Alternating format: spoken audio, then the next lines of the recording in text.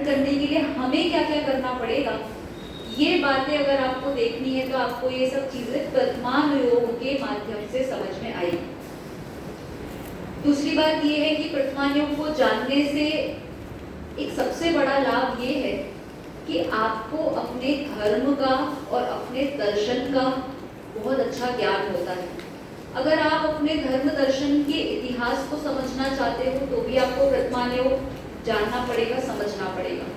अगर आप अपने धर्म और दर्शन के रियल फैक्ट्स को जानना चाहते हो कि हमारे धर्म में क्या तथ्य हुए, क्या उसकी पूरी की पूरी पीछे की हिस्ट्री रही, क्या उसके पीछे कारण रहे, क्या सिचुएशंस रही, ये सब चीजें भी अगर आपको जाननी है तो आपको वर्तमान योग की शरण में जाना पड़ेगा।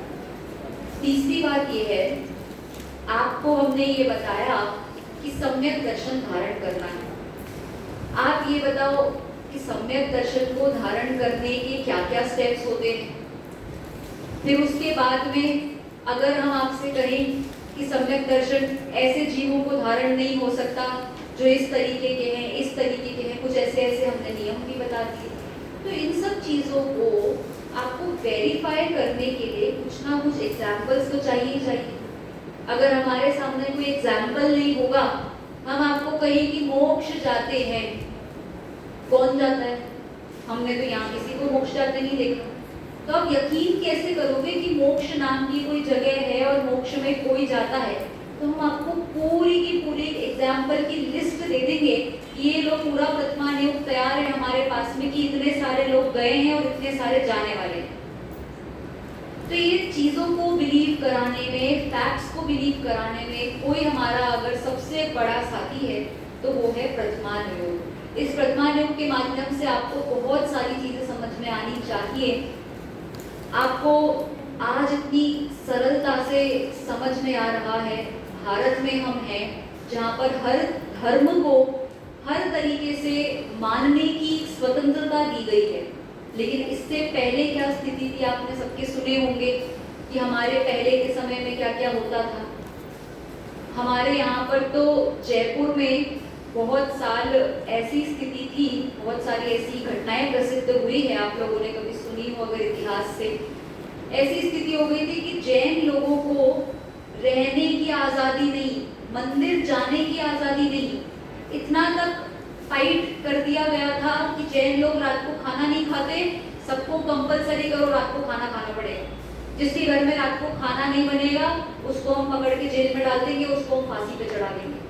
ऐसी स्थिति हुई थी जब अंग्रेजों का शासन था। उससे पहले की अगर आप स्थिति देखोगे, जब कि इंडिया में जब मुगल्स आ गए थे तो कुछ हद तक तो पहले अकबर के शासन काल तक, अकबर का नाम सबने सुना है ना, वहां तक तो चलो सब सही चला। उसके बाद में जैसे जैसे और शासक आते गए, उसकी जनरेशन बढ़ती गई, वैसे वैसे मुगलों ने हिंदूज को, जैनों को बहुत हद तक प्रताड़ित करना शुरू कर दिया। इतना तक हो गया था, जैन सरनेम भी पता लग जाए किसी को तो वो उसको पकड़ करके उसी समय फांसी पे दे देंगे या फिर जेल में भेज दिया जाएगा। जैन सरनेम भी नहीं रखना। तो इसीलिए उस समय पे बहुत सारे लोगों ने अपने सरनेम्स चेंज करना शुरू करे, जो आज भी ऐसे हैं कि आपको लगता है कि सरनेम तो कुछ और है पर वो है जैन। तो इस तरीके से परंपरा ये जैन धर्म की हम जो आज पढ़ रहे हैं, हम जो समझ रहे हैं, इतने खुले माहौल में है, कहाँ से शुरू हुई, कितना उसके पीछे क्या रहा, कैसा रहा समय के साथ साथ। जयपुर में वर्तमान में लगभग 350 जैन मंदिर हैं और 350 जैन मंदिर बनने का रीजन क्या रहा? एक ही गली में 15-15 मंदिर, 10-10 मंदिर क्यों बने? कि भाई मंदिर जाने को ही मना कर दिया, आप घर से बाहर नहीं निकल सकते हो। तो जिन लोगों के मंदिर जाने के नियम, देव दर्शन के नियम, उन्होंने क्या किया कि अपने ही घर के ऊपर की मंजिल पर मंदिर बनाना शुरू कर दिए। छत पे एक कमरा बना दिया, उसी में मंदिर जैसा बना दिया। किसी ने तलघर में बना दिए। प्रतिमाओं को सुरक्षित करने के लिए मंदिर से उठा करके अपने घरों में लोग प्रतिमा ले आए कि कहाँ रखे, प्रतिमा तोड़ करके चले जाएंगे लोग। तो लोगों ने अपने घरों में जिनालयों का निर्माण किया। ऐसे ऐसे करके पूरी परंपरा हमारी सुरक्षित हुई है। ये सब कहाँ से जानने मिलता है? ये वर्तमान योग से जानने मिलता है। इसलिए हमारे दर्शन की या हमारे धर्म की महिमा को बहुत सुदृढ़ता से समझने के लिए लिए हमें प्रथमान योग का जरूर स्वाध्याय करना चाहिए। आज दिन की क्लास में एक कक्षा में प्रसंग उठा था जब दर्शनावरण कर्म की हम लोग चर्चा कर रहे थे। निद्रा के संदर्भ में बात आई नींद के लिए, तो बच्चों ने नाम लिया कुंभकर्ण का कि कुंभकर्ण बहुत सोते थे। हमने सुना है ऐसा, आप लोगों में से कितने लोगों ने सुना है ऐसा कि कुंभकर्ण 6-6 महीने सोया करते थे? यहाँ से सुना है। और आप लोगों में, आपने सबने सुना है। और कितने लोगों को लगता है कि ये बात गलत है? चलो कम हुए ना कुछ। इसीलिए मुझे सबसे पहले यही विकल्प आया कि आपको प्रथमान योग की इंपॉर्टेंस पता होनी चाहिए। हमारा प्रथमान योग हमें बहुत अच्छी और बहुत अच्छे फैक्ट्स का ज्ञान कराता है। इसके लिए आपको थोड़ा सा हम आज पहले जैन रामायण के बारे में बताएंगे। जैन रामायण अर्थात पद्म पुराण। पद्म पुराण मतलब क्या है? पद्म मतलब है राम। राम का ही दूसरा नाम, श्री राम का दूसरा नाम पद्म है। और उनके संदर्भ में जो पुराण विस्तार से लिखा गया उसे हम पद्म पुराण कहते हैं। जैन दर्शन में पद्म पुराण सबसे अधिक प्रामाणिक और प्रसिद्ध है, बहुत फेमस। और कौन से आचार्य ने लिखा है? रविशेन आचार्य ने लिखा है। इतनी बेसिक जानकारी आप लोगों को होनी चाहिए। पद्म पुराण को इतना विशेष ग्रंथ माना जाता है कि बहुत से जगह पर उसी में एक श्लोक लिखा है। लास्ट में ऐसा श्लोक लिखा है कि इस पद्म पुराण का जो एक बार अखंड रूप से पाठ करे, मतलब एक बार बैठ करके एक बार में पूरा पाठ उसका करे सांगोपांग बिना उठे, तो उसको एक उपवास का पुण्य लगता है। जैसे तत्वार्थ सूत्र में भी लिखा हुआ है। बट पता है आप लोगों को तत्वार्थ सूत्र है आप लोगों के कोर्स में, उसमें भी लिखा है ऐसा एक श्लोक कि इसको पाठ करने से उपवास का फल मिलता है। ये उपवास का फल इसलिए लिखते हैं ताकि उस ग्रंथ का हम आपको महात्म्य बता सकें। कि आपको ऐसा लगता है कि भूखा रहना कुछ बहुत बड़ी चीज़ है, तो आप अगर भूखे नहीं रह सकते हो तो कोई बात नहीं, आप इसका पाठ करो, आपको एक उपवास का फल मिल जाएगा। क्यों मिल जाएगा? क्योंकि जो वैराग्य, जो विद्रावता, जो शिक्षाएं आपको उसके माध्यम से मिलेगी वो बहुत बड़ी आपके जीवन को सुधारने वाली शिक्षाओं में से एक होगी। तो पद्म पुराण भी इसीलिए बहुत महान ग्रंथों में प्रथमान योग के शामिल है। रविशेन आचार्य ने लिखा है। इस पद्म पुराण में सिर्फ राम की बात नहीं है। आपको पता है इस पद्म पुराण के 3 पार्ट्स हैं और लगभग एक पार्ट जो है उसमें 800 से 850 इवन मोर उससे भी ज्यादा पेजेस हैं एक पार्ट में। इतना मोटा है। 3 पार्ट हैं इसके और लगभग 2 पार्ट्स तक तो रामचंद्र जी का उसमें जन्म का भी उल्लेख नहीं आता है। और ग्रंथ का नाम है पद्म पुराण। तो 2 पार्ट्स में क्या लिखा है फिर इतना सारा? कि रावण के बारे में लिखा है।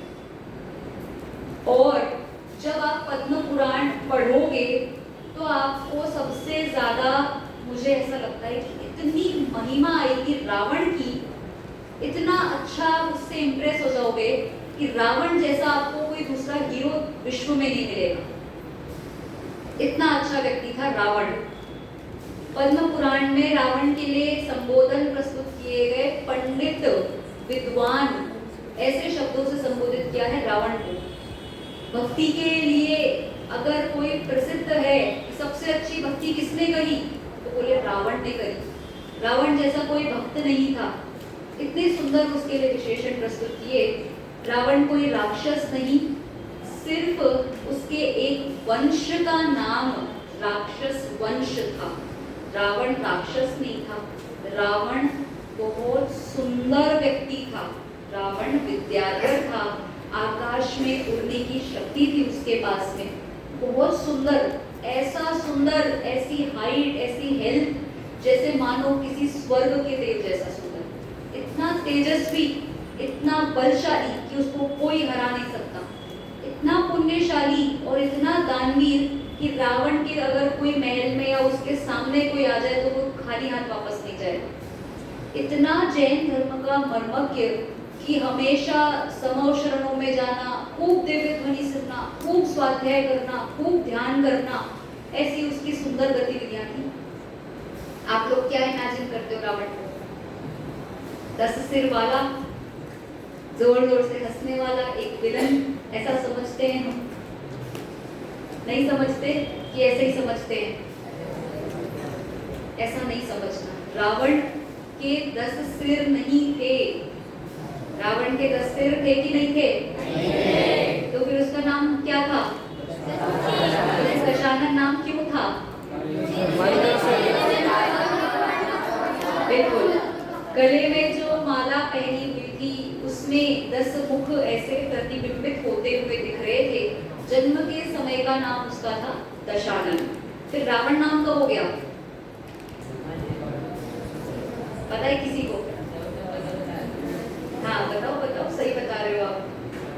पर्वत, आप सही बता रहे हो, आप आगे बैठे हो ना, बोलो।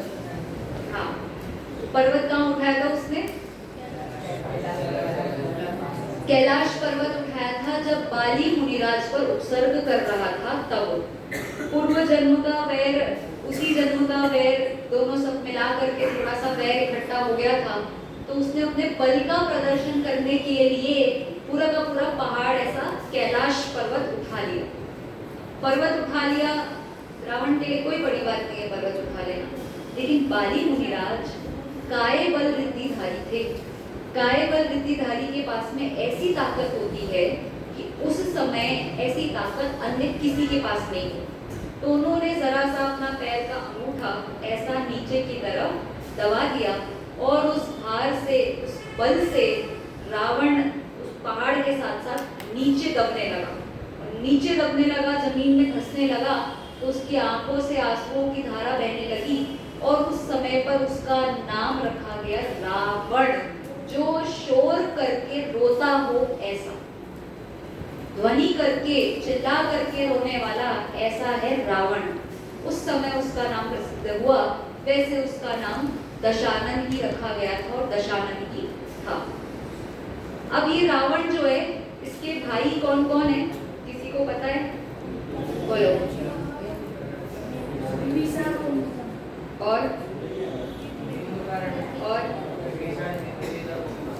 और फिर पुत्र कौन है? और मेघनाद क्या है? हाँ सही है। देखो, कुंभकर्ण और विभीषण ये तो हैं भाई। विभीषण तो आप सब जानते ही हो, बड़े सज्जन मनुष्य, सबके मन में अच्छी इमेज बनी हुई है, लेकिन हमें थोड़ा सा कुंभकर्ण की इमेज को सुधारना है। कुंभकर्ण राक्षस वंशीय, क्योंकि रावण के ही वंश के उत्पन्न हुए हैं, इसलिए सब राक्षस वंशीय है, विभीषण भी और कुंभकर्ण भी और रावण भी। लेकिन इनमें राक्षस वाला कोई गुण नहीं है, जैसा कि कहा गया विद्याधर हैं, ये भी विद्याधर है। कुंभकर्ण, कुंभकर्ण का असली नाम भानुकर्ण, ये हमारे धर्म में हम पद्म पुराण के आधार से कहते हैं। भानु अर्थात होता है सूर्य, और जो सूर्य के समान हो ऐसे भानुकर्ण उनका नाम, तेजस्वी होने के कारण। दूसरी बात ये कि आप लोगों ने टीवी में देखा होगा, शायद बहुत मोटे और बहुत बड़े हाइट के ऐसे कुंभकर्ण की इमेज बनाई जाती है।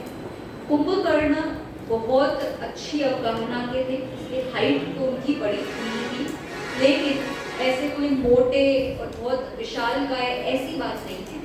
बहुत सर्वांग सुंदर और सुडौल कदकाठी के बहुत अच्छे विद्याधर थे, बिल्कुल वैसे कि वैसे जैसे रावण सुंदर, स्मार्ट, बिल्कुल आप जिसको आज की भाषा में हैंडसम बोलते हो, बिल्कुल वैसे अच्छे दिखने वाले।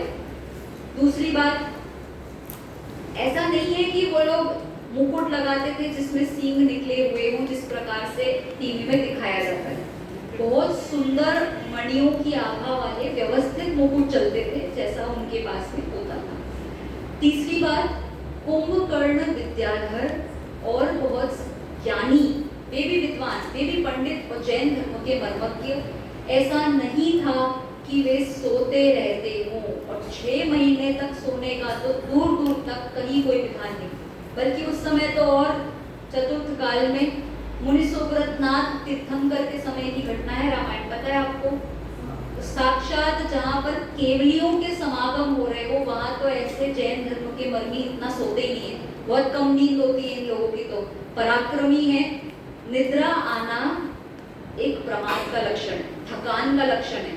जिसको ज्यादा नींद आती है वो फिजिकली अनफिट है, और फिजिकली अनफिट इतने तेजस्वी लोग, इतने ताकतवर लोग, पराक्रमी लोग हो ही नहीं सकते। तो ये बात तो बिल्कुल कल्पना से बाहर है। दूसरी बात ये, उस समय पर केवलियों का बहुत आना जाना होता था, और क्योंकि राजा तो थे रावण अर्थात दशानन, तो ये दोनों भाई विभीषण और कुंभकर्ण, ये लोग क्या करते थे, ये लोग खूब दिव्य ध्वनि में जाया करते थे। बहुत सारे उस समय पे केवली छोटे छोटे मुनिराज दीक्षा ले रहे हैं, मोक्ष जा रहे हैं, दीक्षा ले रहे हैं, मोक्ष जा रहे हैं। कभी किसी की गंधकुटी है, कभी किसी का थोड़ा सा मुनिराज का उपदेश है, ऐसा चलता रहता था। तो ये दोनों भाई अपना खूब जाते थे। तो केवली के पार मूल में उस समय पर उन्होंने वहां पर शाही सम्यक दर्शन दे दिया। इसका मतलब ये है कि अगर आपने कभी सम्यक दर्शन की पात्रता पढ़ी हो, सम्यक दर्शन की पात्रता में जागृत अवस्था होना चाहिए, ये इंपॉर्टेंट फैक्टर है। सबसे बेसिक, सोते सोते कभी भी सम्यक दर्शन नहीं हो सकता, प्रमादी को सम्यक दर्शन नहीं हो सकता। जागृत अवस्था, विवेकी अवस्था, बिल्कुल अटेंटिव जो होगा उसको सम्यक दर्शन होगा। तो सीधी बात है, अगर 6-6 महीने तक कोई सोएगा तो वो कैसे सम्यक दर्शन ले सकता है, सवाल ही नहीं होता। तो इसीलिए तीसरा फैक्टर यहाँ क्लियर होता है, शायद सम्यक दृष्टि जीव हैं और बिल्कुल धर्म के रुचि वाले हैं, तो इतना सोना बिल्कुल भी कहीं से कहीं तक काम नहीं है। चौथी बात ये, बहुत सारा खाना खा जाते थे ऐसा बताते हैं लोग, ऐसा बिल्कुल नहीं है। चतुर्थ काल की जैसी भूख होती थी उस समय पर, जैसे जैसे होता था वैसे वैसे उस हिसाब से रहते थे। बल्कि उस समय तो ऐसा हो जाता था, दिनों दिनों तक भोजन नहीं किया हो तो भी ऐसा बल है कि अभी युद्ध करने कोई आ जाए तो सबको हरा सकते हैं अकेले, इतनी ताकत है बिना भोजन किए। तो इसलिए बहुत सारा खाना खाना, ये तो पंचम काल की अपेक्षा से किसी ने कल्पना से ही बनाया हुआ है। अगली बात, कुंभकर्ण और विभीषण ये दोनों हमारे लिए भगवान हैं, क्योंकि वर्तमान में सिद्ध शिला में राज रहे हैं। इसका मतलब ये कि मोक्ष गए हैं, और मोक्ष जाने वाला व्यक्ति नियम से मुनि दीक्षा लेकर ही मोक्ष गया है, तपस्या करके मोक्ष गया है। तो मतलब ऐसा कोई व्यक्ति जो इतना सारा खाना खाता हो और ऐसा राक्षस हो, फिर वो कैसे मुनि दीक्षा लेगा? इतना 6 महीना सोने वाला व्यक्ति कैसे दीक्षा ले लेगा? बिल्कुल प्रैक्टिकली ये बातें कहीं से कहीं तक लॉजिक से सिद्ध नहीं होती है। वर्तमान में एमपी में बड़वानी के अंदर एक क्षेत्र है 52 गजा। सुना है आपने नाम? किस किसने सुना है? सबने सुना है, गुड। 52 गजा सिद्ध क्षेत्र से कुंभकर्ण और इंद्रजीत ये दोनों मोक्ष गए हैं। इंद्रजीत रावण के पुत्र और कुंभकर्ण रावण के भाई। आपको जानकर के आश्चर्य होगा, रावण की फैमिली से मोस्टली जो पुरुष वर्ग है वो तो गया है मोक्ष, और महिला वर्ग जो है सबने आर्य का दीक्षा ले ली। मंदोदरी ने, उसकी बाकी की रानियों ने, सबने आर्य का दीक्षा ली, और वे सब अभी स्वर्ग में हैं, और 1 या 2 भाव में वो सब भी मोक्ष जाने वाले हैं। ठीक है, क्लियर हो गया? तो इसलिए इमेज सुधार लो कि ऐसा कुछ भी हमारे जैन रामायण में नहीं। हनुमान जी के बारे में तो आपको कुछ मिथ्या भ्रांति नहीं होगी, नहीं है ना? वानर नहीं थे ना? क्या थे? और क्या थे? कामदेव। कामदेव, सर्वांग सुंदर को कामदेव कहते हैं, जो बिल्कुल उस समय पर पृथ्वी पर सबसे सुंदर को, उन्हें हम कामदेव कहते हैं। ठीक है, उसमें आपको कोई दिक्कत है? बाकी आप लोगों को कुछ पढ़ना हो तो आपको पद्म पुराण या और छोटा कुछ पढ़ना हो तो राम कहानी आप लोग पढ़ सकते हो, बहुत इंटरेस्टिंग है, सबको पढ़ना चाहिए। ठीक है, अब एक आप लोगों के लिए आज की जो स्टोरी है, आज की जो कहानी है, वो बहुत आपके, मुझे लगता है, एज से और इस समय के विचारों से बहुत मैच करेगी। आज का हमारा जो शीर्षक है कहानी का वो है निदान। निदान क्या होता है? निदान क्या होती है? किसी को नहीं पता? कुछ तो बताओ, बोलिए। इलाज। क्या? इलाज।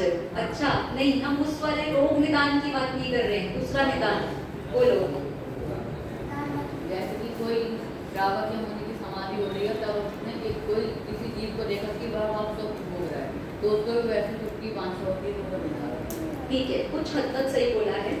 देखो, निदान मतलब ऐसा होता है किसी भी चीज को देख करके उसकी प्राप्ति की इच्छा, वांछा, उस समय उस संबंधी लोभ, लालच, या फिर हम आज के टर्म्स में बात करें, लोकल टर्म्स में, काश, काश मेरे पास भी, काश हमारे पास भी, ऐसा करके हम जो सोचते हैं ना, ये है निदान। किसी भी चीज को देख करके उसको प्राप्त करने की तीव्र इच्छा, तीव्र भावना उत्पन्न होना, ये होता है निदान।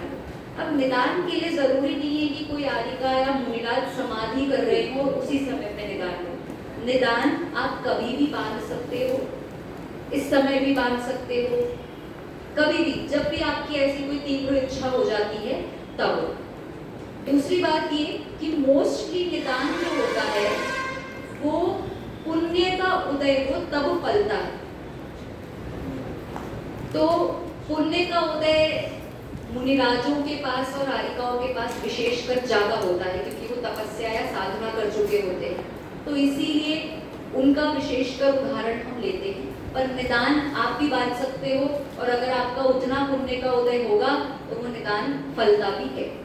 लेकिन हमें ऐसा लगता है कि निदान तो फिर अच्छी फैसिलिटी होगी, किसी भी चीज को हम चाहें तो हम इच्छा करें और निदान बांध लिया और वो मिल जाएगा, हमें तो अच्छा लग रहा है ये।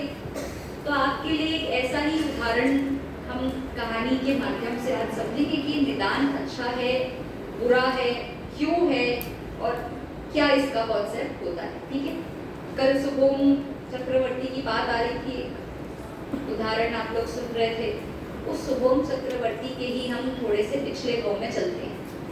पिछले भावों में सुभोम चक्रवर्ती बहुत बलशाली राजा था। देखो, चक्रवर्ती जब कोई बन रहा है तो मतलब उसका बैकग्राउंड भी कुछ बहुत अच्छा आएगा, क्योंकि एकदम से ऐसी कोई गरीबी से उठ करके चक्रवर्ती नहीं बन जाता। चक्रवर्ती के लिए बहुत पुण्य चाहिए पहले का। दूसरी बात ये कि अधिकांश चक्रवर्ती पद जो है पुण्य प्रकृति है, तो पुण्य के उदय से ही मिलेगा, तो कहीं ना कहीं बहुत सारा पुण्य धर्म के रूप में संचित किया हुआ है। पुण्य, कल हम सातिशय पुण्य की बात कर रहे थे ना, सातिशय पुण्य क्या है? तो चक्रवर्ती का पुण्य या ऐसी कोई अवस्थाओं का पुण्य, इसे सातिशय पुण्य कहते हैं। ठीक है, तो अभी सुभोम चक्रवर्ती के पिछले भाव की बात हो रही है, तो बहुत बड़ा राजा है, और वो राजा इतना इतना विशाल सेना लेकर के चल रहा है और अपने आप को ऐसा मानता है इस पृथ्वी पर मुझसे ज्यादा श्रेष्ठ कोई राजा आज तक नहीं हुआ। अपने आप को बहुत चौड़ा होकर के बहुत वैसा समझ रहा है बिल्कुल कि मैं सर्वश्रेष्ठ हूँ, मुझसे अच्छा कोई राजा नहीं, मेरे यहाँ जो भी आएगा कभी कोई खाली हाथ नहीं जाएगा। इस तरीके से उसकी प्रतिज्ञाएं थी, बढ़िया उसका शासन था, इतना अच्छा पुण्य का उदय था कि कोई उसकी बात को मना भी नहीं करेगा। पूरी सभा मान रही है, प्रजा मान रही है, सब उसके कहने में चल रहे, बढ़िया पुण्य का उदय। अब एक बार वो राजा एक जगह से किसी सेना पे विजय प्राप्त करके लौट रहा था, तो उसके सिपाहियों ने कहा कि महाराज हम थोड़ा थक गए हैं, हम लोगों को विश्राम करना है, आप भी विश्राम करिए। बोले ठीक है, कोई बात नहीं, मैं अपनी प्रजा का ध्यान रखता हूँ, मुझे सिपाहियों का भी ध्यान रखना होता है, जहाँ रेस्ट करना है वहाँ करो, वहीं रुक जाओ। पूरी सेना के साथ में एक जंगल के बीच में उसने अपनी पूरी टेंट लगा दी, अपना पूरा सब सिस्टम लगा दिया। उस समय पे सब लेके चलते ही थे लोग, बिल्कुल अच्छे से तैयार हैं। अब यहाँ सेना के जो सिपाही है, सैनिक है, उनको भूख लगती है, तो वो सोचते हैं कि चलो आसपास देखें, कुछ अच्छे फल मिलेंगे, जंगल में ढूंढते हैं, कुछ अच्छा फल वगैरह मिलेंगे, पानी मिलेगा तो लेकर आते हैं, राजा के लिए भी व्यवस्था करनी है। तो कुछ दूर चल कर के जाते हैं, तो वहां पर देखते हैं कि सामने कुछ पहाड़ दिख रहे हैं। बोले जंगल के बीच में पहाड़ कैसे आ गए? आश्चर्य की बात है, या तो पेड़ पौधे होने चाहिए, बस जंगल के बीचों बीच पहाड़ क्या है? पास में जाकर के देखना पड़ेगा। पास में गए जा करके देखा तो देखा यहाँ तो भाई लड्डू का पहाड़ लगा हुआ है। बोले ये आर्टिफिशियल लड्डू होंगे, जरा टच करके देखो। तो एक जने ने नीचे से थोड़ा सा खरोचा और लड्डू निकाल के खाया। बोले तो बहुत टेस्टी है, बहुत स्वादिष्ट है, और ये पूरा का पूरा पहाड़ लड्डू का ही है। बोले क्या बात कर रहे हो, लड्डू का पहाड़ हो सकता है क्या? कि आप चढ़ के देख लो।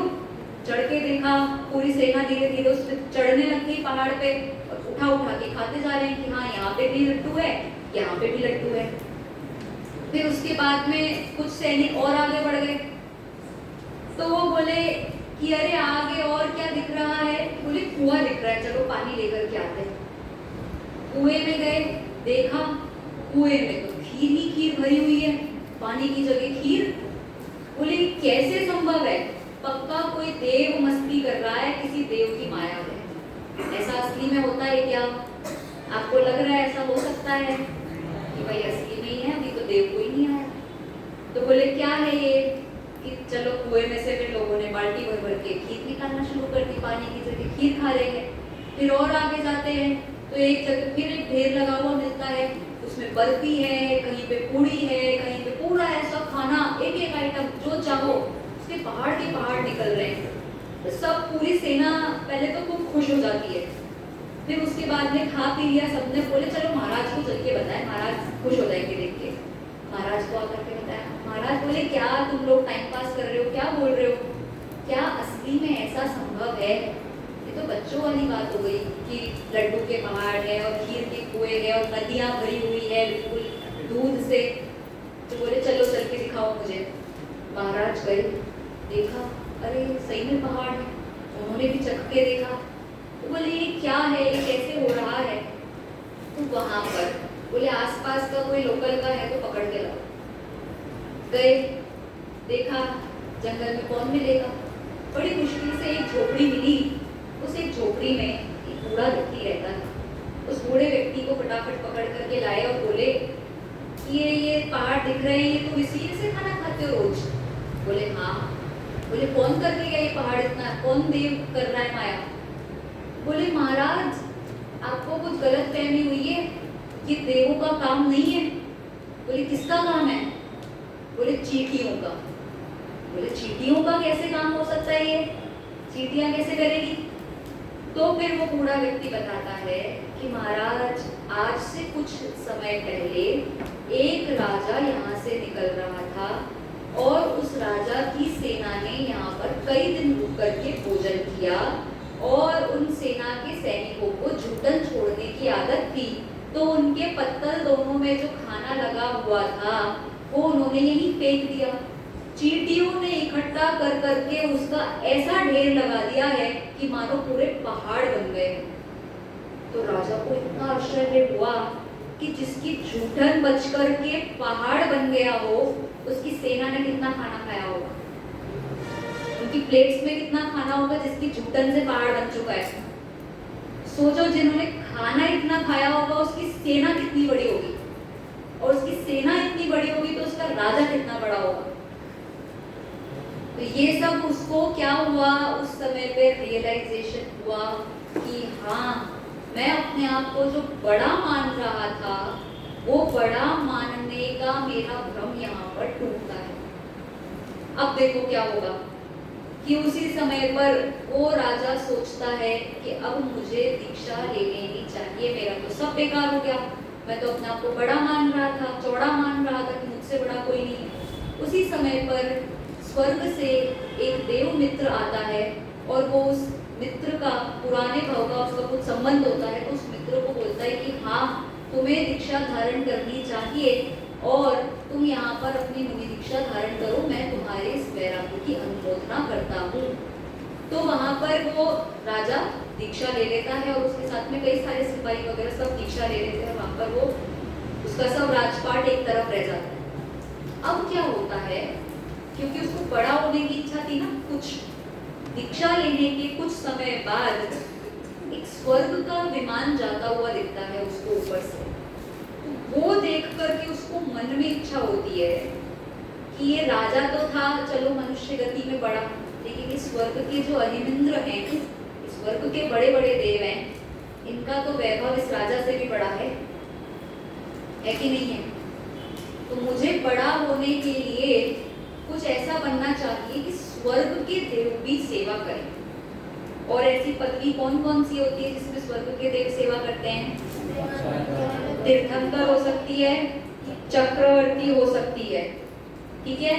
ये दो ही, नारायण प्रति नारायण आदि में सेवा नहीं करते हैं, चक्र रत्न की रक्षा वगैरह करते हैं, पर सेवा के लिए अगर कोई पोस्ट खाली है तो वो यही है, चक्रवर्ती और तीर्थंकर के लिए स्वर्ग से देव आके भी बिल्कुल सेवा करने को तैयार है। तो उसने सोचा कि जहाँ स्वर्ग के देवों का वैभव भी पीछे हो जाए, ऐसा मुझे कुछ बनना है। अब क्योंकि मुनि अवस्था में है, मुनि अवस्था में बहुत वैराग्य से लिया हुआ था, तो भावलिंगी मुनिराज हो चुके थे उस समय पे। जब भावलिंगी मुनिराज कोई भी निदान बांधते हैं, कोई भी इच्छा करते हैं, तो उनका पुण्य इतना होता है कि वो डेफिनेटली उनकी विश पूरी होगी। क्यों होगी? क्योंकि कहाँ तो वो उस समय में बिल्कुल मोक्ष जाने वाले थे, भावलिंगी मुनिराज है ना, सम्यक्त्व के साथ में है, भावलिंगत्व है, इतना पुरुषार्थ प्रबल होता है उस समय पे कि सीधा मोक्ष चले जाए। लेकिन बीच में क्या देख लिया? देवों का वैभव देख लिया। तो क्या होगा? जिसके पास में 1 करोड़ रुपए है, वो इच्छा करे काश मुझे 1000 रुपए मिल जाए, काश मुझे 1000 रुपए मिल जाए। तो मिलेंगे कि नहीं मिलेंगे? बिल्कुल मिलेंगे। 1000 कौन सी बड़ी बात है 1 करोड़ वाले की? बिल्कुल ऐसा है उसके लिए तो कि 1000 कम भी हो गए तो कुछ फर्क नहीं पड़ने वाला। बस ऐसी ही इच्छा का नाम है निदान। जहां वो साक्षात मोक्ष जाने वाले थे, वहां उन्होंने बीच में इच्छा कर दी और वहां पर उनको निदान के फल में चक्रवर्ती के उस भाव का बंध होता है। और भी अभी पुण्य खत्म नहीं हुआ, देखो, क्योंकि मोक्ष जाना था। 1 करोड़ वाले का पुण्य है, अब 1 करोड़ में से आपने सिर्फ 1000 रुपए मांग लिए, बाकी का क्या होगा? भोगना तो है कहीं ना कहीं पुण्य को। तो इस चक्कर में एक भाव पहले होगा स्वर्ग का, वहां से क्षय करके वे जाते हैं पहले स्वर्ग, स्वर्ग से फिर आते हैं मनुष्य गति में, और मनुष्य गति में सुभोम नाम के चक्रवर्ती बनते हैं। अब सुभोम चक्रवर्ती भी इतना सारा पुण्य लेकर के आया है, तो पूरा जीवन भर पुण्य में उसने इतना खर्च किया, खूब निदान के फल को उसने भोगा, और लास्ट में क्या हुआ सबको पता है। जो निदान करता है, निदान करने के बाद में उस पुण्य को खर्च कर देता है, तो नियम से व्यक्ति नरक ही जाता है। इसीलिए कहते हैं कि निदान, इच्छा, लालच, वांछा ये नहीं करनी चाहिए। आप अभी वर्तमान में सातिशय पुण्य का बंद कर रहे हो, इतनी अच्छी पढ़ाई करते हो, धर्म पढ़ते हो, धर्म सुनते हो, और आपको एक ऐसी इच्छा करो, काश मुझे तो BMW मिल जाए, काश मुझे तो मर्सिडीज मिल जाए, अभी काश करते रहो। हो सकता है आपको कुछ इससे भी बड़ा मिलना हो, और आपने एक छोटी सी गाड़ी के पीछे बस अपना पुण्य खत्म कर दिया। तो इसीलिए निदान जो है वो नियम से छोटे अवधि का और छोटे पुण्य का फल होता है। जिसको बड़ा मिलना हो वह व्यक्ति निदान नहीं बांधा करते। लेकिन निदान ऐसी चीज होती है कि कहीं ना कहीं कुछ ना कुछ फंसी जाता है, और वो सिर्फ इतनी सी इच्छा, अगर उस समय पे इच्छा नहीं करते तो पक्का मोक्ष चले जाते, और अगर मोक्ष नहीं जाते तो स्वर्ग डेफिनेटली जाते ही जाते। लेकिन उन्होंने जो सीक्वेंस बिगाड़ दी ना, स्वर्ग के बाद में फिर चक्रवर्ती, चक्रवर्ती के बाद नरक, अब वो वर्तमान में भी कहाँ है? नरक में। कितना सारा काल आगे बढ़ भी गया, एक स्वर्ग का भाव करके फिर मनुष्य से मोक्ष भी जा सकते थे, लेकिन निदान से सारा काम खराब हो जाता है। आपको पता है नारायण और प्रति नारायण होते हैं ना, नारायण और प्रति नारायण भी नियम से, निदान से ही बनते हैं दोनों। और नारायण और प्रति नारायण नियम से पूर्व भाव के दुश्मन होते हैं, पूर्व भाव के नियम से वैरी जितने भी होंगे ये हमेशा दो के साथ में चलेंगे, और लगभग मान लो इनका 5-7 भाव पहले से कुछ ना कुछ वैर चलता रहेगा कि पहले इसने इसको परेशान किया, फिर इसने इसको परेशान किया। और तीसरी बात, नियम से बहुत पुण्य के धारी, क्योंकि निदान फलना है इसका मतलब पुण्य बहुत है। चौथी बात, नियम से भावलिंगी मुनिराज होते हैं, उस समय पर निदान बांधते हैं कि मैं नारायण और प्रति नारायण ऐसा कुछ बनूं। नारायण नियम से प्रति नारायण को मारता है। ये रूल्स हैं, ये हमेशा होंगे। ऐसा ये रूल ऐसा है कि तीनों काल में जितनी भी रामायण महाभारत होंगी, जितने नारायण प्रति नारायण होंगे, सब में ये रूल्स काम करते हैं। नारायण हमेशा प्रति नारायण को मारते हैं। प्रति नारायण हमेशा नारायण से पहले उत्पन्न हो जाएंगे, अपना टाइम पूरा करेंगे, उनकी जितनी पूरी भोगने की क्षमता है। ऐसा नहीं होता कि बेचारे बीच में मर जाएंगे और छोड़ के जाना पड़ेगा, ऐसा नहीं। पुण्यशाली वो भी है, उनका जितना टाइम होता है पूरा आराम से भोग करके जाते हैं। फिर उनका जब टाइम पूरा होता है तो बराबर उसी समय पे नारायण का आना होगा, नारायण का वध करेंगे। प्रति नारायण के पास में भी चक्र होता है, वही चक्र घूम करके नारायण के पास में शिफ्ट हो जाता है। चक्रवर्ती के पास में भी चक्र होता है। चक्रवर्ती कितने खंड के राजा होते हैं? 6। और नारायण प्रति नारायण 3। अर्धचक्री बोलते हैं इसलिए उन्हें, अर्धचक्री या फिर त्रिखंडी, 3 खंड के स्वामी होते हैं। इसलिए कि कुछ बेसिक जानकारी आपको प्रथमान योग से संबंधित होनी चाहिए। अब निदान की बात चल रही है, निदान दोषप्रद है, ये तो आपको समझ में आ ही गया होगा। निदान ऐसी चीज है जिसमें व्यक्ति अपने पुण्य को एक बहुत गलत जगह खर्च करता है या फिर उस पुण्य को बहुत गलत जगह खो देता है, उसकी महिमा नहीं समझता है और अपनी अवस्था की महिमा नहीं समझता है। निदान ऊंची भूमिका में कुछ नीचे पने को मांग लेना, उसका नाम है निदान। अब ये निदान हम ऐसे करते हैं कि रास्ते पर निकले, किसी का घर देखा, अच्छा लगा, हम भी ऐसी बंगला बने, कैसा सोचते हैं, काश हमारे पास भी ऐसा घर हो, ऐसा सोचते हैं। किसी की हाइट अच्छी देखी, हेल्थ अच्छी देखी, काश ऐसी हाइट होती, काश ऐसी हेल्थ होती, ऐसा सोचते हैं। काश ऐसी फिजिक हो जाए, ऐसा सोचते हैं। ऐसे बहुत सारी चीजों में हम लगा सकते हैं और आपको प्रथमान योग में बहुत ढेरों एग्जाम्पल्स मिल जाएंगे। आप लोगों ने द्रौपदी का नाम सुना है सबने? क्या कहते हैं लोग कि द्रौपदी के 5 पति थे, ऐसा मानते हैं लोग? ऐसा था कि नहीं था? ये आक्षेप हुआ, ये जो आरोप लगा, ये भी पूर्व भव के निदान के कारण हुआ। पूर्व भव में जब वे आरिका थी और उस भव में एक स्त्री जा रही थी जिसके पास में 5 पुरुष थे और वो 5 पुरुष उसे एक स्त्री के पीछे पीछे भाग रहे थे, तो उसने सोचा कि देखो कितनी अच्छी लकी है कि उसके पीछे पीछे 5 लोग भाग रहे हैं। बस एक उस समय पे काश, उसको अच्छा माना और बस वहां पर फॉर ग्रांटेड कि कहा तो उस समय पे इतनी अच्छी गति बनने वाली थी और फिर कहाँ ऐसा हुआ कि वहां पर फिर अगले भव तक भी ऐसा हुआ कि 5 पति नहीं थे, पर फिर भी ऐसा आरोप लगा, आक्षेप लगा कि 5 पति थे। ये कैसे होता है? ये निदान के कारण होता है।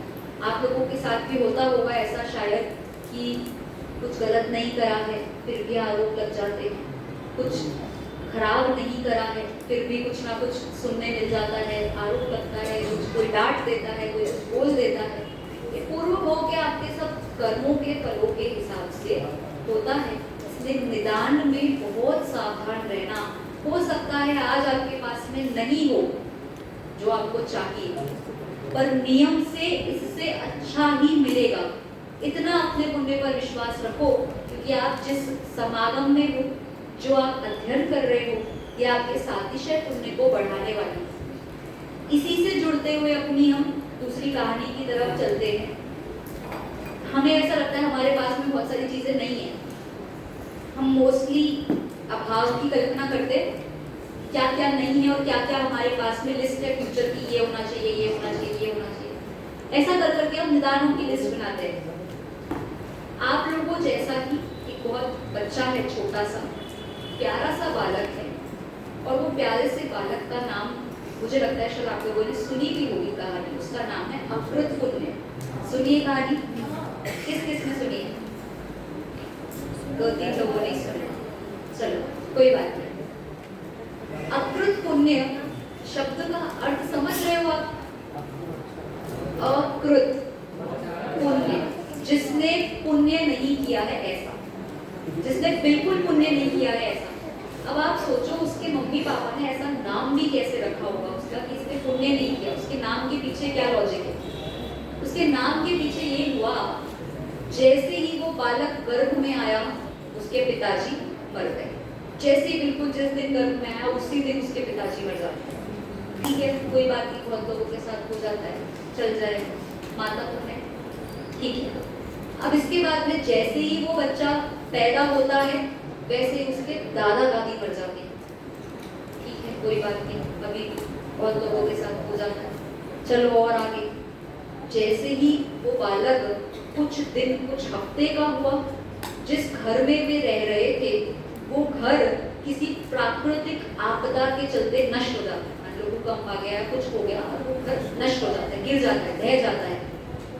अब उसकी माता को लगा कि क्या ऐसा है इस बालक में कि जैसे गर्भ में आया वैसे पिताजी चले गए, दादा दादी चले गए, घर नष्ट हो गया, खाने पीने के लिए कुछ बचा नहीं है, ये बच्चा कुछ बहुत पाप करके आया, इसका नाम रखना पड़ेगा अकृत पुण्य, जिसने बिल्कुल भी पुण्य नहीं किया।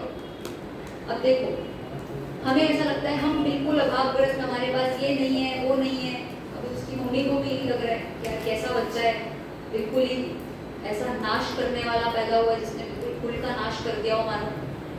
लेकिन उसकी माता थोड़ी जैन धर्म की मनमत्ती थी, समझदार थी, जैन दर्शन को समझती थी। और जो व्यक्ति जैन धर्म को जरा भी समझ जाए वो सबसे पहले तो ये समझ लेता है कि जो परिस्थितियां बन रही है ये पूर्व कर्म के उदय से बन रही है, इसमें किसी व्यक्ति का दोष नहीं है। उस बच्चे की क्या गलती है बताओ कि वो पुण्य नहीं करके आया, क्या करें उसको मारेंगे थोड़ी, ये पुण्य नहीं करके आया, नहीं करके आया तो क्या करें, संभालो, आपके उदय में आया है, संभालना ही पड़ेगा। बिल्कुल उसकी माता ऐसी ही समता से उस बच्चे को संभाल रही है। इतनी गरीबी है, एक छोटा सा झोपड़ बना करके रह रहे हैं। जैसे जैसे बच्चा बड़ा हो रहा है खूब उसको धर्म के संस्कार देती है, खूब अच्छी बातें सिखाती है, खूब उसको अच्छी शिक्षाएं देती है। इतनी तक हालत होने लगी कि 2 समय के खाने का भी बंदोबस्त नहीं हो सकता। अब खाने पीने पे भी आने लगा। तो उसकी माँ ने सोचा कि भाई पेट पालने के लिए कुछ करना पड़ेगा। तो एक सेठ जी के यहाँ गई, वहाँ काम मांगती है। तो सेठ जी ने कहा कि तुम तो जैन हो और जैन लोगों से हम ऐसे काम नहीं करा सकते, झाड़ू पोछा बर्तन ऐसे निंदे कर्म थोड़ी कराएंगे, तुम तो साधर भी हो। बोले ऐसा करो, हमारे घर में खाना बनाने का काम करो, रिस्पेक्टेड काम दिया थोड़ा। अब खाना बनाने का काम दिया है, रोज खाना बनाती है। तो सेठ जी ने कहा कि थोड़ा बहुत जो बचा करे अपने घर ले जाया करो, अपने बच्चे का भी पेट भरो। बोले ठीक है। तो रोज अपना शाम के समय पे भोजन लेकर के आ जाती, उस बच्चे को खिलाती। छोटा सा बच्चा है, प्यारा सा, मम्मी को पूछता है माँ हम अच्छा खाना क्यों नहीं खाते। होता है ना बच्चों को कि लगता है अच्छा खाना मिलना चाहिए। कभी कभी माँ सेठ जी के घर भी लेके जाती थी, वहाँ सेठ जी के बच्चों को देखता था, ऐसा लगता है कि माँ हम ऐसी प्लेट्स में खाना क्यों नहीं खाते, माँ हम ऐसा भोजन क्यों नहीं करते। तो वो कहती थी कि बेटा तूने पूर्व में इतना पुण्य नहीं किया कि तुझे इतना अच्छा खाना मिल सके, तूने जितना पुण्य किया है उतने पे संतुष्ट होकर के खा। संतोष रखना चाहिए, सैटिस्फैक्शन सिखा रही है। देखो कितने अच्छे से कि तूने पूर्व में पुण्य नहीं किया है, कोई बात नहीं, जितना मिल रहा है उतना खा। अब देखो आगे क्या होता है। एक दिन सेठ जी के बच्चे का बर्थडे है, तो बर्थडे के दिन अच्छा खाना बनाते ही हैं। उस दिन बनी खीर, और खीर बनी थी। सेठ जी के सभी बच्चों को अकृत पुण्य की माँ ने फटाफट खीर ला करके दी। अब ये अकृत पुण्य कहता है माँ मुझे भी खीर दो। तो उसने सोचा कि भाई आज तो ऐसे भी एक्स्ट्रा खीर बनी सबको बांटने के लिए, इसको भी दे देते हैं, आज अच्छे से खा लेगा एक कटोरी भर के। तो खीर उसको ला करके जैसे ही दी, वैसे ही सेठ जी के बच्चे आए और तुरंत उसके हाथ से छीन लिया और बोले तू हमारे घर में कैसे खा सकता है, ये हमारे घर की बनी हुई खीर है। ऐसा हम तो नहीं करते ना, कोई करता तो नहीं है ऐसा, किसी के खाते हुए पे कभी रोकते तो नहीं हो। किसी के हाथ से लेकर के छीन के खाते तो नहीं हो, ऐसा कभी नहीं करना। कोई अगर खा रहा हो तो ऐसा नहीं कि एकदम हाथ से खींच लिया ना मेरे को दे, जो खा रहा है उसको हमेशा खाने देना चाहिए, बहुत पाप लगता है। अब वो उधर उसको छीन लिया और तो और बच्चे इतना एटीट्यूड, उसकी पिटाई करना शुरू कर दी। अकृत पुण्य बहुत छोटा सा और सेठ जी के बच्चे बड़े उम्र के, फिर भी उसको मार रहे हैं। और कमजोर दुबला पतला बच्चा एकदम जोर जोर से चिल्ला चिल्ला करके रोने लगा, चिल्लाने लगा कि मुझे मत मारो मत मारो, मैं आपकी खीर नहीं खाऊंगा, मुझे माफ कर दो, ऐसे करके बोल रहा है। तो फटाफट उसकी माँ आती है, माँ को भी धक्का दे देते हैं कि तुम बीच में मत पड़ो। तो फिर सेठ जी आते हैं, सेठ जी आकर के रोकते हैं कि क्या हो गया, क्या कर रहे हो, मत मारो। इस तरीके से उसको समझा करके बच्चों को भेजते हैं और इन दोनों को सांत्वना देते हैं कि अपने पुत्र की तरफ से मैं क्षमा मांगता हूँ। अब इसके बाद में बोले कि भाई खीर तो नहीं मिल सकती तो अब क्या करें। बोले सेठ जी आज का भोजन, तो बोले ऐसा करो तुम अपनी साड़ी के उसमें चोली में थोड़ा सा चना वगैरह ले जाओ, आज इसी से काम चला लेना। तो उसको अपने एक पूरे उसमें साड़ी के पल्ले के अंदर बहुत सारे चने भर के दे दिए कि इनका काम हो जाए। अब देखो अकृत पुण्य है ना, बिल्कुल भी पुण्य नहीं किया है। तो घर जाते जाते क्या हुआ कि उस साड़ी में कहीं एक छेद होगा और रास्ते भर में धीरे धीरे धीरे धीरे करके पूरे चने गिरते चले गए। और रास्ते से जाते हुए घर में जब देखा, बिल्कुल एक मुट्ठी चने, एक मुट्ठी चने 2 जनों के लिए बचे हैं, बाकी सब खत्म हो गए। जिसने बिल्कुल पुण्य नहीं किया हो उसकी अवस्था ऐसी हो जाती है। दे रहा है सामने वाला, मिल रहा है तो भी नहीं खा पाएगा। किसी को, आज हम क्लास में अंतराय की चर्चा कर रहे थे ना, किसी को खाते हुए रोका होगा पूर्व में तो हाथ में आया हुआ खीर का कटोरा चला जाएगा और खा नहीं पाओगे। मुट्ठी में आए हुए साड़ी में बंधे हुए चने साथ में हैं तो ऐसा होगा कि गिर जाएंगे लेकिन खा नहीं पाओगे। ये अंतराय के अंदर लाभ नहीं मिलेगा आपको, किसी ना किसी तरीके से ऐसा पाप का होता चलेगा कि कुछ नहीं मिल पाएगा। इसीलिए ऐसे पाप नहीं बांधने चाहिए जो आगे चल करके ऐसा कर देगा। अब छोटा सा बच्चा है, रोना चालू कर दिया उसने, तो माँ उसको समझाती है, क्या समझाती है कि बेटा आर्त ध्यान कभी भी नहीं करना। रोना आर्त ध्यान है ना, आर्त ध्यान सुना है आपने? ध्यान के कितने वेद होते हैं? ध्यान के कितने वेद हैं? 4। कौन कौन से? आर्त, रौद्र, धर्म और शुक्ल। 4 प्रकार के ध्यान होते हैं, 6 ध्यान नहीं होते हैं, ठीक है। इन 4 प्रकार के ध्यानों में जो आर्त ध्यान है, रोना धोना और दुखी रहने से संबंधित है। आपको पता है तत्वार्थ सूत्र में लिखा हुआ है असाता वेदनीय कर्म का आश्रम कैसे होता है। जो जीव रोता है, बार बार दुखी दुखी रहता है, उसमें पूरा सूत्र लिखा है दुख शोक ताप आक्रंदन परिदेवनान्य आत्म परमय स्थानान्य असत वेदस्य। याद है ना आप लोगों को? असाता वेदनी के कारण है, एक तो आप पहले से दुखी हो और उसमें भी अगर आप रो रहे हो तो आप फिर से असाता वेदनी को मान रहे हो। असाता वेदनी में व्यक्ति दुखी तो होगा लेकिन उस समय पे रोना नहीं होता, शोक नहीं करना होता, दुख नहीं मनाना होता। ये किसको समझाया जा रहा है कि अकृत पुण्य की माँ उसको समझा रही है। इतनी सी उम्र में ऐसी छोटे छोटे बच्चे जैसे है ना आप लोग, वैसे ये अकृत पुण्य भी छोटा सा, और उसकी माँ उसको ये समझा रही है और समझ रहा है, वो सुन रहा है। और उसने बोल दिया कि ठीक है आज से मैं रोऊंगा नहीं, कोई बात नहीं माँ, एक मुट्ठी तो बचा है ना, दोनों इसी को खा लेंगे। ऐसा करके खूब क्षमता से माँ को भी संबोध दिया, दोनों ने मिलकर एक मुट्ठी चना खाए और सो गए। अब इसके बाद में क्या होता है कि एक दिन नगर में एक मुनिराज आते हैं और मुनिराज का जय जयकार होता है। तो अकृत पुण्य पूछता है अपनी मम्मी से कि कौन है, क्या हो रहा है। तो उस दिन माँ उसको मुनिराज के स्वरूप का ज्ञान कराती है कि ये अपने जैन मुनिराज हैं, देखो इनके पास तो वस्त्र भी नहीं है फिर भी सबसे समृद्ध हैं, अपने पास भी कम से कम कुछ पहनने को तो है। ऐसा करके ज्ञान कराती है तो उसको बहुत महिमा आती है कि हाँ ये मुनिराज बहुत अच्छे हैं, कितनी अच्छी शांत मुद्रा है। माँ हम भी किसी दिन मुनिराज का आहार कराएंगे। एकदम से उसको ऐसा हुआ तो माँ बोली अरे अपने पास में खुद को खाने को नहीं है बेटा, कैसे कराएंगे अपन, मुनिराज अपने यहाँ थोड़ी खा पाएंगे, अपने पास कुछ देने के लिए नहीं है। तो बोला कि नहीं माँ मेरे को तो एक आध दिन आहार कराना है, अपन कराएंगे। तो बोले चलो तुम्हारी भावना है तो क्या करें।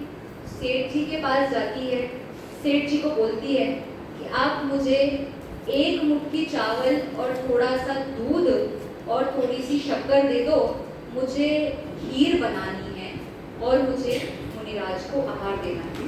सेठ जी वैसी तैयार, उन्होंने कहा एक क्या तुम 2-3 मुट्ठी आराम से लेकर के जाओ, व्यवस्थित लेकर के जाओ और अच्छे से खीर बना करके आहार कराओ, कोई दिक्कत नहीं। लेकर आती है। अब एक दिन खीर बनाई है।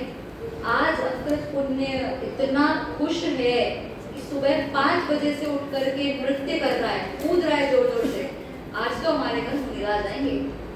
सुबह से उसको इतनी खुशी चालू हो चुकी है कि अभी आए नहीं है और पक्का भी नहीं पता आने वाले हैं कि नहीं, अभी से थोड़ी डिसाइडेड हो गया कि आएंगे या नहीं, पर आज खीर बनने वाली है और आज हमारे यहाँ मुनिराज आएंगे। भक्ति से नाच रहा है, झूम रहा है कि आज तो मेरी माँ खीर बनाएगी और आज मुनिराज आएंगे। देखो अब जिसने पूर्व में पुण्य नहीं किया है उसकी कुछ शुरुआत होने वाली है। तीव्र भावना जहाँ हो वहाँ भावना पलती है, बिल्कुल ऐसी ही बात है। उसकी तीव्र भावना है और खीर बनकर के तैयार हो चुकी है और खीर का कटोरा लेकर के ऐसे दोनों हाथ लेकर के गेट पे खड़ा है, अपने घर के कुटिया के गेट के बाहर खड़ा हुआ।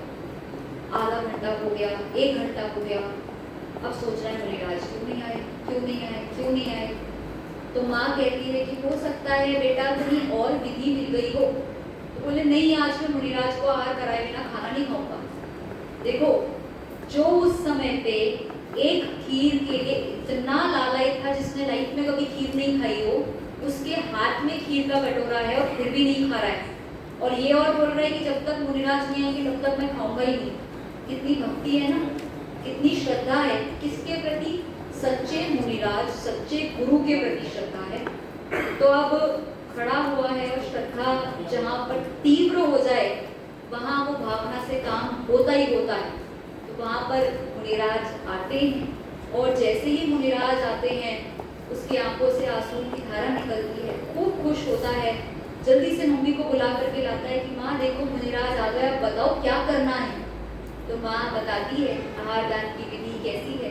बोले बेटा चरण धो, उनके चरण को प्रक्षालित करते हैं, नवधा भक्ति करते हैं और उसके बाद में मुनिराज को अपने हाथों से आहार कराता है। आहार कराते समय पे एक बार भी ऐसा परिणाम नहीं कि खीर खत्म हो गई तो मैं क्या खाऊंगा, थोड़ी सी है, एक ही कटोरा बनाया, बिल्कुल ज्यादा सामान था ही नहीं, लेकिन इतनी भक्ति से खिलाया, इतनी भक्ति से खिलाया उसने कि उसको कहीं से कोई विकल्प नहीं कि मुझे कब खाना है या क्या खाना है, और आराम से उसने पूरा आहार संपन्न किया। अब इसके बाद में क्या होता है, मुनिराज को छोड़ने जाया जाता है। जब मुनिराज का आहार हो जाता है तो उसके बाद में छोड़ने जाया जाता है। तो मुनिराज को अब घर में और कोई जेंट्स तो है नहीं, लेडीज नहीं जाएगी छोड़ने, तो भैया अपना अकृत पुण्य छोटा सा बच्चा है यही जाएगा, इसी ने आहार कराया है। तो ये बोलता है मैं मुनिराज को छोड़ करके आता हूँ माँ, इसमें जरा सी खीर बची है वो तुम खा लेना, अगर बचे तो मैं चख लूंगा आकर के, अभी मैं जा रहा हूँ। तो क्या होता है कि वो मुनिराज के साथ चला जाता है और मुनिराज को पूछता है कि मैं भी आपके जैसा बनना चाहता हूँ, मैं कैसे बन सकता हूँ, मुझे आप कुछ नियम दिलाओ। तो मुनिराज उसे उस समय पे अष्टमूल गुण का नियम दिलाते हैं और उसको नमोकार मंत्र याद करवाते हैं। अब 2-3 चीजें इतनी सी उम्र में याद कराई है तो उसको बार बार उसको मेमोराइज करना पड़ रहा है कि हाँ उन्होंने मुझे ये याद कराया, मुझे नमोकार मंत्र याद कराया, हाँ नमोकार मंत्र बहुत महान मंत्र है, उसको शिक्षा देते हैं कि नमोकार मंत्र बहुत अच्छा है, ग्रेट है, बहुत बड़ी चीज है। इधर इसकी मम्मी सोचती है कि जब ये आ जाएगा तो खीर खाएंगे, तब तक खीर को ढक करके रखें।